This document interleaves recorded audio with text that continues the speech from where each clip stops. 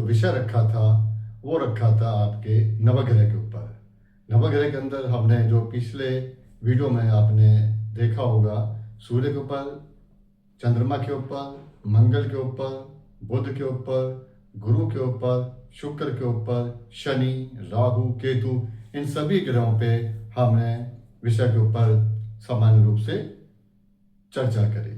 आज का हमारा विषय होगा कि कौन भी ग्रह किस भाव में बैठकर अपना सामान्य रूप से वो क्या फल देता है। उसी पंक्ति को हम आगे बढ़ाते हुए हमारा पहला जो ग्रह होगा वो सूर्य होगा। सूर्य के पहले भाव में बैठने से वो जातक या जातिका के ऊपर अपना क्या प्रभाव डालता है। सूर्य यदि प्रथम भाव में हो, जिसे हम फर्स्ट हाउस भी कहते हैं, फर्स्ट हाउस का मतलब हो गया कि उसका लगन। यदि सूर्य लगन में हो या फर्स्ट हाउस में हो या प्रथम भाव में हो तो वो क्या फल जातक या जातिका पे देता है।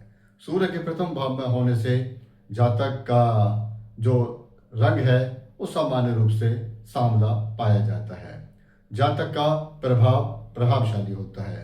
जातक अपने प्रभावशाली व्यक्तित्व के अंदर सामने वाले पे या विपक्ष पे अपना प्रभाव छोड़ता है।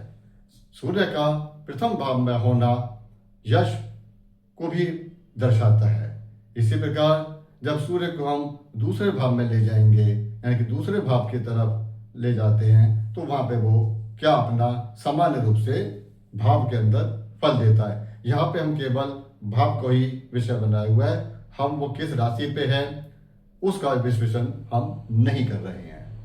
तो दूसरे भाव जो देखा जाता है वो धन से इंडिकेट करता है, वो आपके परिवार को इंडिकेट करता है, वो आपके बैंक पोजीशन को भी इंडिकेट करता है और सामान्य रूप से धन, कुटुंब, परिवार को इशारा करता है और दूसरा हमारे आंखों को भी इंडिकेट करता है। दूसरे भाव में यदि सूर्य बैठा होगा तो धन, कुटुंब, परिवार में कुछ त्रुटिपूर्ण सफलता देता है, क्योंकि ये ग्रह आपके क्रूर स्वभाव के कारण उसमें कमी की तरफ इशारा करता है, आंखों की बीमारी भी देता है। धन, कुटुंब, परिवार में सफलता तो देता है, किंतु वो सफलता इसके त्रुटिपूर्ण पाप के कारण कमी महसूस रहती है। आंखों के अंदर जलन का होना, बचपन में ही यदि सूर्य इस भाव में बैठा हो तो आंखों के अंदर आईसाइट का वीक हो जाना भी कई बार देखा गया है। गले की बीमारी का हो जाना, टॉन्सिल का हो जाना, ये भी देखा जाता है जब सूर्य अपने दूसरे भाव के अंदर रहता है। इसी पंक्ति में हम आगे बढ़ते हुए तीसरे भाव की तरफ जाते हैं। जब सूर्य तीसरे भाव में हो तो जातक का पराक्रम बहुत अच्छा होता है, क्योंकि तीसरा घर पराक्रम की तरफ इशारा करता है। तो पराक्रम में पापी ग्रह का होना अपने आप में शुभ माना गया है, किंतु भाइयों के लिए यह त्रुटिपूर्ण सफलता देता है, यानी कि भाई सुख में कमी की तरफ इशारा करता है। मान सम्मान के अंदर वो तरक्की कराता है, साहस की तरफ भी इंडिकेट करता है और अपने बल पे ही वो समाज को और समाज के एक रूप में मार्गदर्शक बन जाता है।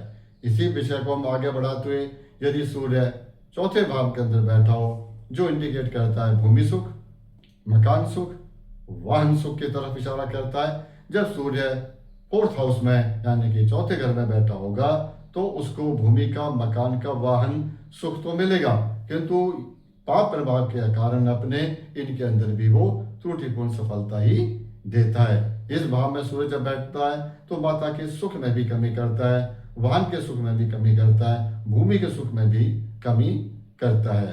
तो सूर्य का चौथे भाव में बैठने का ये फल हमने आपको सामान्य रूप से बताया। यदि सूर्य पंचम भाव में हो, यानी कि पंचम भाव का मतलब हो गया कि ये हमें ज्यादातर इशारा करता है विद्या, बुद्धि, संतान को लेके। विद्या की तरफ ये पॉजिटिव साइन को दिखाता है, यानी कि विद्या में ऐसा बच्चा कामयाब होता है। बुद्धि का तीक्ष्ण होता है। इसी प्रकार यदि आपके संतान की तरफ इशारा करें तो ये कमजोरी की तरफ इशारा करता है। ये संतान पक्ष में उसे पूर्ण रूप से सफलता नहीं मिल पाती है। यदि सूर्य इन भाव के अंदर कमजोर हो तो संतान में कई बार मिसकैरेज भी देखा जाता है, संतान नहीं हो पाती है, और जातक संतान के पक्ष को लेके अपने आप में भी कमजोरी को महसूस करता है। इसी कड़ी को हम आगे बढ़ाते हुए, सूर्य यदि छठे भाव में हो जो शत्रु पक्ष की तरफ इशारा करता है, तो सूर्य छठे भाव में जाने से शत्रु पक्ष पे एक तरीके से शत्रु हंता का ये अपना योग बना देता है, रोगों को तरफ ये नाश करता है। शत्रु पक्ष के लिए ये योग बहुत अच्छा माना गया है कि शत्रु उसके सामने टिक नहीं पाते हैं। ये ऋण का भी इंडिकेट करता है, तो इसमें कई बार जातक जरूरत से ज्यादा यदि अपने ऊपर ऋण ले लेता है तो ये योग ऋण के रूप से ठीक नहीं है। छठे भाव में पापी ग्रह का होना ऋण की तरफ इशारा करता है। इसी पंक्ति में हम आगे बढ़ते हैं, हम 7वें हाउस को लेते हैं, यानी कि जो व्यापार की तरफ भी इशारा करता है, पत्नी सुख की तरफ भी इशारा करता है। तो इस भाव में जब सूर्य जाएगा तो व्यापार में और पत्नी के लिए दोनों में ही ये सामान्य रूप से देखा गया है कि कमजोर रहता है। व्यापार में बार बार बाधा आना, पति पत्नी के संबंध के अंदर एक दूसरे के प्रति मान के चले गए क्रोध की तरफ भी इशारा करता है, यानी कि विचारों में भी पति पत्नी के अंदर भेद या मतभेद दिखाना गया है। अब इसी पंक्ति में हम आगे बढ़ते हैं अष्टम भाव की तरफ, जो आयु का कारक है।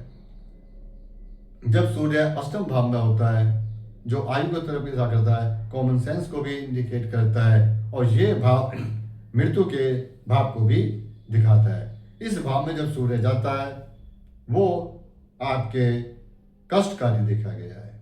जातक को बार बार कष्ट होना, कमर में दर्द होना, रीढ़ की हड्डी में दर्द होना, और L2 L3 जो हमारा स्पाइन होता है उसमें भी कई बार फ्रैक्चर भी देखा जाता है। एक देखा गया है कि जातक का कमर का जो हिस्सा होता है उसमें बार बार उसे सेहत को लेके डॉक्टर चेकअप की तरफ जाना पड़ता है। अब हम इसी कड़ी में आगे बढ़ते हैं और अब हमारा 9th हाउस की तरफ जाएंगे, जो धर्म की तरफ इशारा करता है, यात्राओं की तरफ इशारा करता है। यदि सूर्य नवम भाव में होगा तो उसका क्या प्रभाव जातक या जातिका पर होगा। नवम भाव का सूर्य यात्राएं कराता है, नवम भाव का सूर्य धर्म की तरफ इशारा करता है, नवम भाव का सूर्य पिता से संबंध को भी दर्शाता है। यहाँ पे ये ग्रह अपने बेहतर फल की तरफ इशारा करता है। यात्राएं उसकी होती हैं, उन यात्राओं का वो रिजल्ट या मीनिंगफुल रिजल्ट वो लेता है। पिता से संबंध बेहतर की तरफ देता है, यात्राएं जो होती हैं वो बेहतरी की तरफ ले जाती हैं। अब हमारा अगला जो हाउस है वो है 10th हाउस। जब हम 10वें घर की बात करते हैं, ये राज्य से इंडिकेट करता है, सरकार से इंडिकेट करता है, यानी कि जातक या जातिका अपनी सरकार को लेके या सरकार से नौकरी को लेके जितने भी राज्य पक्ष के कार्य होते हैं वो 10वें भाव से और सूर्य से देखे जाते हैं। यहाँ पे सूर्य का होना अपने आप में बहुत अच्छा माना गया है। यहाँ पे सरकार से फायदा होना, सरकारी नौकरी का मिलना, पिता के साथ संबंध और बेहतर की तरफ इशारा करता है, और नौकरी के अंदर उसका मान सम्मान यश प्रभावशाली बहुत देखा गया है। यानी कि ऐसा व्यक्ति यदि भविष्य के अंदर अपने उच्च पद को प्राप्त कर ले तो इसमें कोई अतिशयोक्ति नहीं होगी। इसी पंक्ति में हम आगे की तरफ बात कर रहे हैं, यदि सूर्य हमारे 11वें भाव में हो, यानी कि ये लाभ भाव है। लाभ भाव का मतलब हो गया कि हमने जो काम किया उसमें हमें कितना लाभ होगा। ये बड़े भाइयों की तरफ भी इशारा करता है। सूर्य का 11वें घर में होने का मतलब ये हो गया कि उसे लाभ तो होगा, किंतु यहाँ पे भाई से संबंध में त्रुटिपूर्ण सफलता उसको मिलती है। बाकी सभी विषयों के अंदर, चाहे वो भूमि का हो सुख हो, मकान का सुख हो, वाहन का सुख हो, शरीर का सुख हो, उसे उस विषय में लाभ ही मिलता है, क्योंकि ये घर पाप ग्रह के लिए बहुत ही बेहतर और अच्छा माना गया है ज्योतिष के अंदर। अब हम आगे पढ़ाते जाएंगे, सूर्य यदि हमारे 12वें घर में हो, 12वें घर का सूर्य ये इशारा करता है व्यय की तरफ, यानी कि जातक का व्यय कैसा होगा, अच्छा होगा, बुरा होगा। ये स्थान जेल यात्रा भी कराता है, ये स्थान शरीर का व्यय भी कराता है, ये स्थान होने वाले सभी प्रकार के व्यय जो शारीरिक व्यय हों वो इससे दिखाया जाता है। यहाँ पे बैठा हुआ सूर्य काफी कमजोर होता है। बार बार कानूनी उन परेशानियों में आना, अनएक्सपेक्टेड खर्चे का हो जाना, ये सारी दिक्कतें और हॉस्पिटल तक भी देखा गया है कि बार में घर का सूर्य पहुंचा देता है और हमारे बाईं आंख को भी अंदर यानी कि नेत्र रोग भी बार में घर का सूर्य दे देता है। आज हमारा विषय यहीं पूर्ण होगा। अगले विषय के अंदर हम आपको इन ग्रहों के क्या क्या फल रूप में जब मेष राशि, वृष राशि यानी कि लगन के हिसाब से सूर्य किस किस भाव में बैठा होगा, किस राशि का मालिक होगा और वहां बैठ के वो क्या फल देगा, उसके बारे में विषय में हम चर्चा करेंगे। जय श्री राधे, जय श्री राधे।